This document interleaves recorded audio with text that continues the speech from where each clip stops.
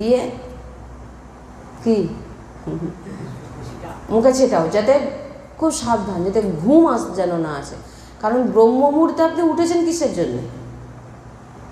ব্রহ্ম মুহূর্তে উঠেছেন যাতে আমি সৎসঙ্গটা একদম আমাদের এই সময় কি একদম পুরো ফ্রেশ থাকে। দেখবেন সাংসারিক যারা সংসারে থাকে তারা বিভিন্ন কাজ টাজ করে, এটা সেটা বিভিন্ন রকম তাদের ভিতরে, কিন্তু ব্রহ্ম মুহূর্তের সময় কি হয়,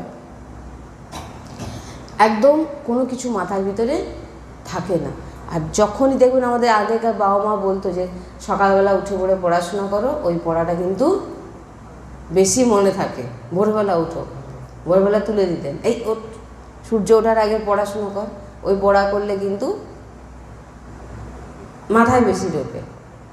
ঘুম পেত কিন্তু তবু বলতেন এই জল মুখে চোখে জল দিয়ে হাঁট, তারপরে এই পড়। সেই জন্য বলা হচ্ছে যে যখন আপনি ব্রহ্ম মুহূর্তে